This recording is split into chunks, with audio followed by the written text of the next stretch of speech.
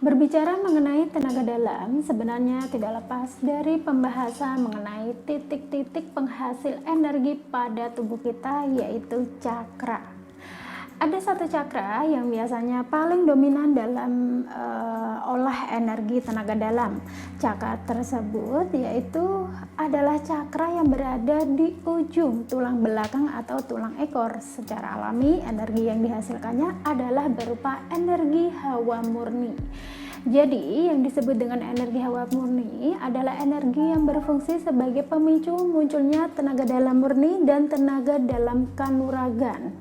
Nah, hawa murni terkait energi dengan aktivitas sukma manusia menjadi penunjang energi kehidupan tubuh manusia.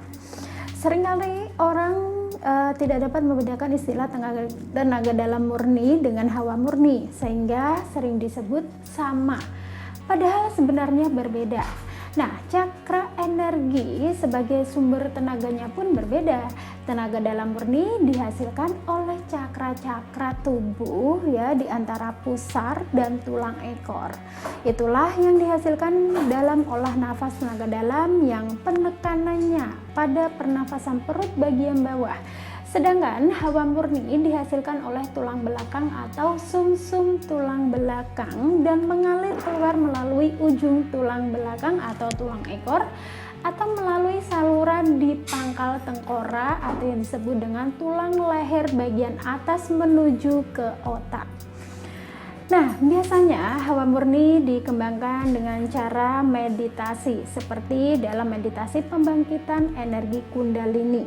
Secara alami ya, energi hawa murni ini mengalir keluar ketika seseorang menguap atau seperti ketika Anda sedang mengantuk gitu kan.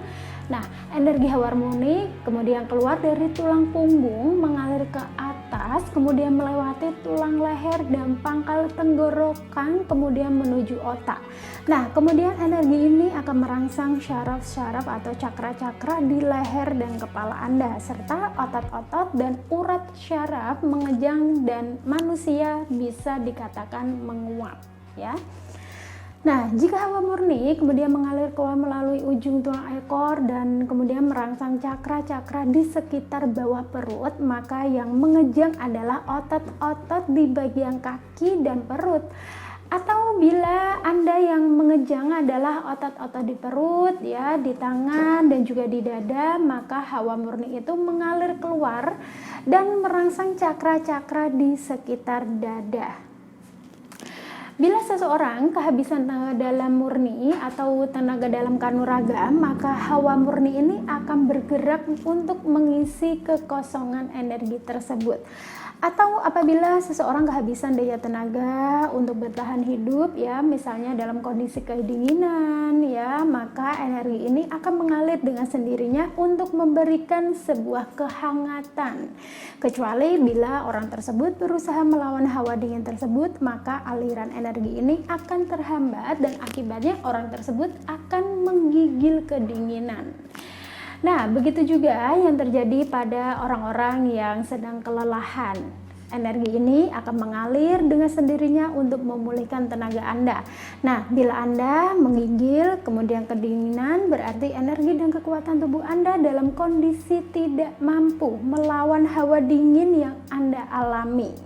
Cobalah untuk menenangkan batin Anda sambil menahan dan menekan nafas di bagian, di perut bagian bawah, dan cobalah untuk mengikhlaskan bahwa Anda memang harus mengalami keadaan kedinginan.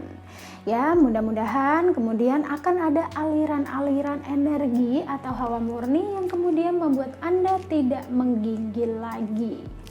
Nah, Anda masih tetap kedinginan tetapi Anda tidak menggigil lagi ya. Setelah tidak menggigil lagi, teruskan untuk menahan nafas dan tekan di perut bagian bawah ya, dan cobalah dengan beberapa gerakan tangan sambil tetap menekan nafas dan alirkan energi ke seluruh tubuh supaya tubuh Anda tidak kedinginan lagi.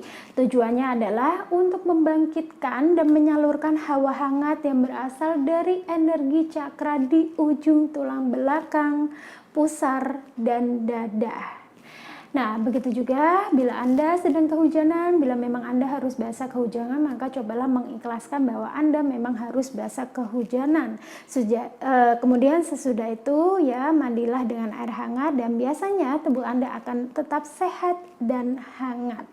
Lain halnya bila Anda basah kehujanan tetapi Anda tidak ikhlas ya dalam keadaan basah ya, biasanya Anda kemudian akan mengalami sakit ya, seperti masuk angin, demam ataupun flu. Nah, saat seseorang tidur dalam cuaca dingin ya atau tinggal di daerah dataran tinggi atau daerah yang dingin ya, secara alami hawa murni akan bekerja menghangatkan tubuh Anda.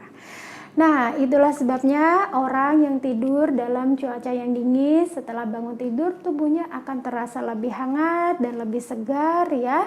Nah, orang yang tinggal di tempat yang bersuhu dingin biasanya memiliki vitalitas tubuh yang lebih baik dibandingkan orang yang tinggal di cuaca yang panas.